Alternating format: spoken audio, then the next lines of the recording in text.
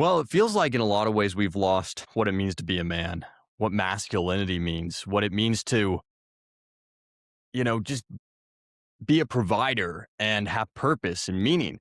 And I think that's across the spectrum. That's just not just men, that's women as well. And there seems to be a lot of confusion around that. And I want to make an argument today that's going to probably bother people on both sides.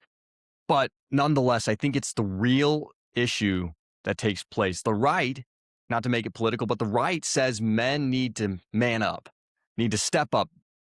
And the left says masculinity itself is the problem. And I think both are describing an issue by calling out the smoke and saying that it's the fire, trying to claim that that's the real issue when they're really symptoms. And the data, if you really dig into it and you actually are willing to look, makes it pretty clear what the real issues are. Here's what I think is actually going on. And to women watching, I want you to stay and watch. I know this is going to be targeted towards men and masculinity, but you'd be surprised how many women I talk to and how many friends I talk to who are irritated by the state that men are in. And not because they feel like men are too aggressive or men are too masculine. It's actually the opposite. It's women who feel like men are just checked out, feel like they're waiting for permission to become something. And it's shocking how many people that is. For most of human history, a man's identity was preloaded. It came provided to you. You were a provider, you were a protector, you built, you defended. Not because it was perfect or because it was fair or it just was the clear thing to do. And clarity of purpose turns out to be a pretty huge deal when all's said and done. William Damon, a developmental psychologist at Stanford, spent years studying what actually predicts well-being and resilience in young people. It wasn't talent, it wasn't income, it wasn't even a strong social support. The single most consistent predictor was having a clear answer to one single question. What am I for? Men used to have this answer. It was kind of handed to them at birth. Then we took it away and didn't replace it with anything. So what does a generation of men without clear answers look like and clear purpose look like? Boys are now outperformed by girls at every level of education. Men are 40% less likely than women to earn a bachelor's degree today. And in 1970, that was the complete reverse. Men account for 79% of all suicides in the United States. Suicide is the leading cause of death for men under 45. It's not accidents, it's not diseases, it's not heart attacks, it's suicide. 57% of men report having no close friends and not one person that they can call in a time of need or crisis. And that number has tripled since the 1990s.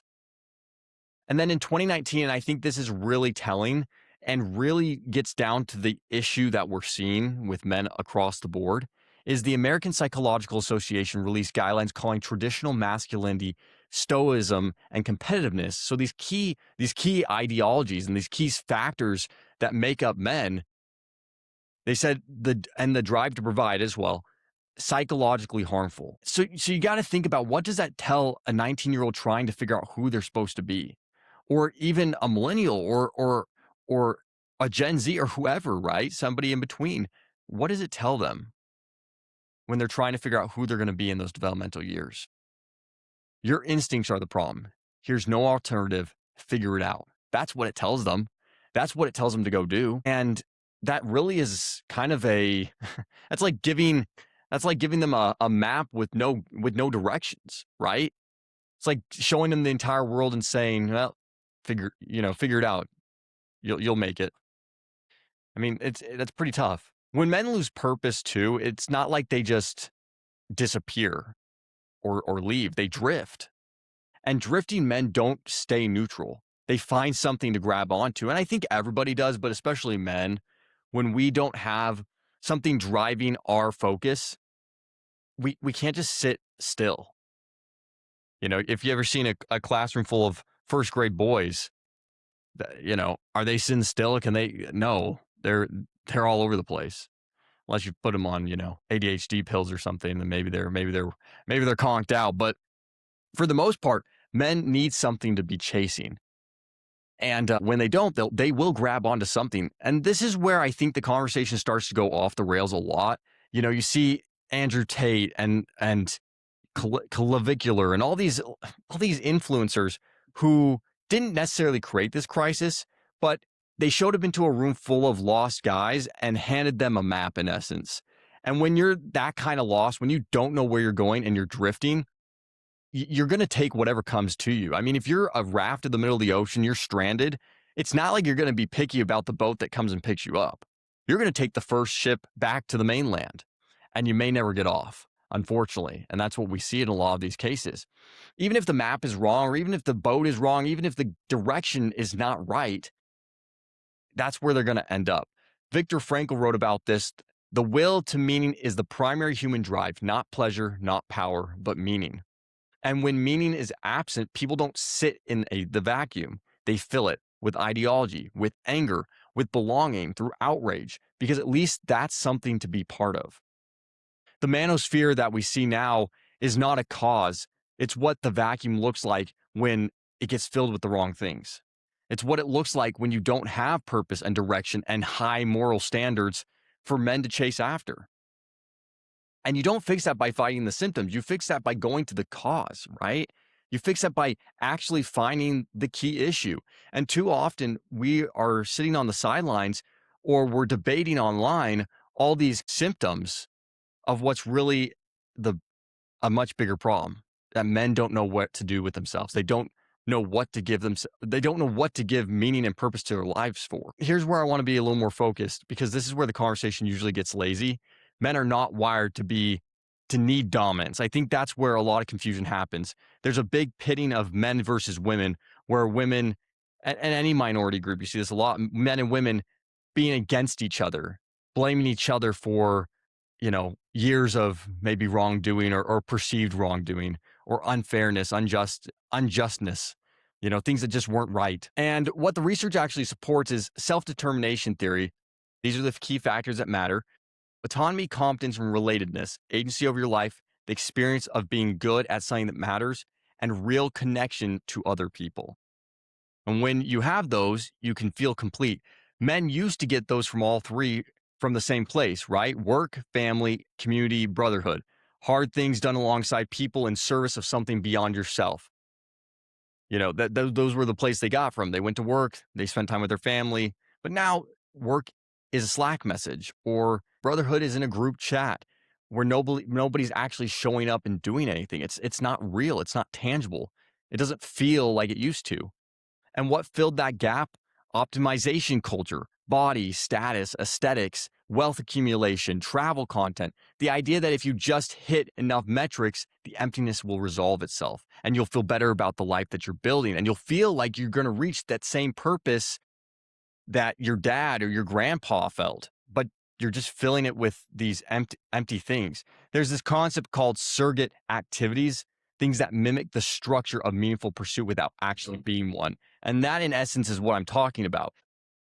So where maybe as a guy, you used to go hunt for survival and food, well, we don't really have that need anymore through convenience. So now we go to the gym and we lift weights and we train. It's not bad, but it's not the same.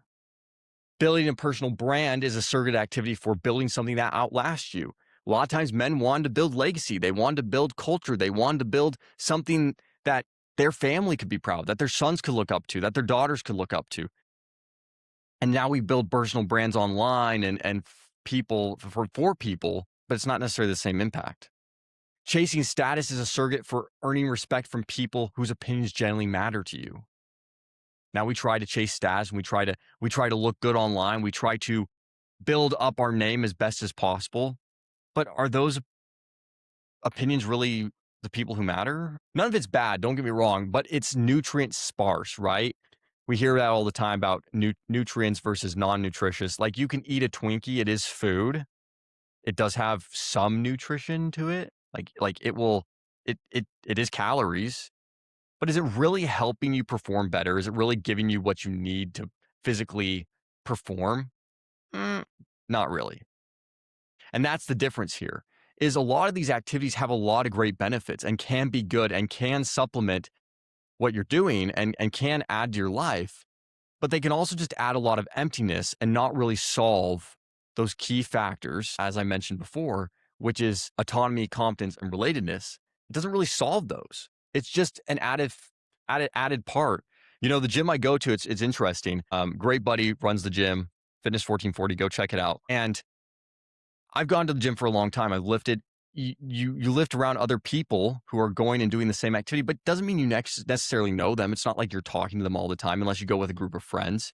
And what I like about the guy who's owns the gym now, he's really focused on making it a community and it being a place where people come to associate, to be friends, to build those bonds. And so you're getting the value of what the gym really is supposed to be, right? Rather than being this surrogate activity where you're lifting to maybe feel hardship, to feel like you did something difficult, you're bonding with other people. You're coming to this place where people gather and you get that real deliberate meaning. You get that nutrients of being around people and associating and finding friendship and doing hard things together, which is what it's all about. Unfortunately, a lot of men are spending most of their 20s chasing these nutrient-sparse activities, feeling like it's going to fill them up, and they get to their 30s, they get to their mid 30s, their 40s, and they realize this wasn't really as meaningful as I thought it was going to be. And unfortunately, the things that probably would bring meaning, getting married, having kids, providing for them, protecting, those type of roles, we're being told aren't enough, and we're being told aren't meaningful. And so on top of there already being a lack of activities that are needed because life has been convenient and easy, on top of that, we're being told those are the roles and those are the objectives that don't matter, that aren't as fulfilling. These other surrogate roles, these surrogate activities, these are the ones that are important. These are the ones that bring happiness because they're popular. And what we realize quickly is they only fill a void that is going to continuously grow. The foundation of male identity isn't given, it's built. I think we know that, we've heard that, but the specific experience of I did something genuinely hard, it cost me something real, and I didn't quit, that's something you can't duplicate. Like, that's something you have to do yourself. You have to gain it. It can't be handed to anyone. It can't be just delivered. It has to be walked through. It has to be something that you did. Every serious culture in human history has had something like that, some version of initiation. We used to have things like that. The Boy Scouts, Eagle Scouts, the military, all those things. We had ways of doing that, and it was a threshold experience where it marked the crossing of boy to man. And I get it. Some people don't agree with those initiations. Some people, and I'm not saying bully anybody. I'm not saying take it too far to where you cross a line of loyalty and it becomes this grotesque activity. I'm not saying that. That's what I think people tend to think of. I'm saying about experiences where, you know, a group of men went on a hike or on a hunt and you got your first kill. Like that was something that happened for generations. And now we don't have that.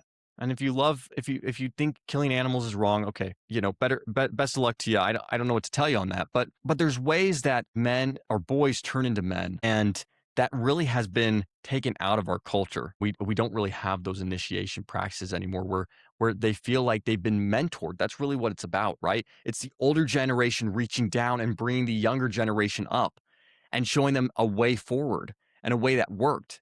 And I think it's a combination. No doubt, the millennial generation did not find the baby boomer generation very inspiring, and probably for good reason. There's a lot about the baby boomers that you know not a whole lot to look up to. But nonetheless, the millennial generation has done a terrible job reaching down, and every generation that comes is learning less and less about bringing people up and mentoring them and showing them the path forward. It's a very specific group. And if we can get back to that, I think there's a way forward. But giving young men a hard thing early, letting them fail, letting them get back up, letting them find out what's on the other side of that hardship, and seeing that something actually cost them, boy, what a concept. We don't even see that anymore. We never see people realizing what it actually costs them to get something. Things are so easy nowadays. Things are so convenient. And that's not to say that's bad. I love convenience. I think it's great. But when you don't have to work for something or you don't have to really give it an effort, you don't appreciate it. I don't care what you say. It's impossible to appreciate something you didn't have to work for. Unfortunately, the discovery of hardship can't be shortcutted. And if it is, you miss out on the lessons. 57% of men don't have close friends. I think that's so key to think about. And it's a staggering number. Julian Holt Lundstedt analyzed 148 studies on social connection and mortality risk. And she studied mortality, not morality. Increased mortality risk by 29%. That's the equivalent of smoking 15 cigarettes a day. We talk about loneliness like it's a feeling problem, but it's actually a survival problem. And we don't put enough weight on this. How many people just listening to this podcast have felt lonely? I wish I had a group in front of me who could raise their hands. I know I have. And it's hard as you get older. When you're in high school, when you're in college, you kind of have that built in a little bit. You're around people your age, so maybe you connect. But as you start to gain a family, or you are in the dating scene, or you're pursuing a career, do we really have social outlets anymore where you just go and be you? Because the hard part is these jobs or remote jobs, like maybe you're not even meeting people in a remote setting. But when you're going to a certain activity like work or church, it's designed specifically for that activity. And so there's different things that happen when you just hang out with people, when you just go and do something outside of the typical setting.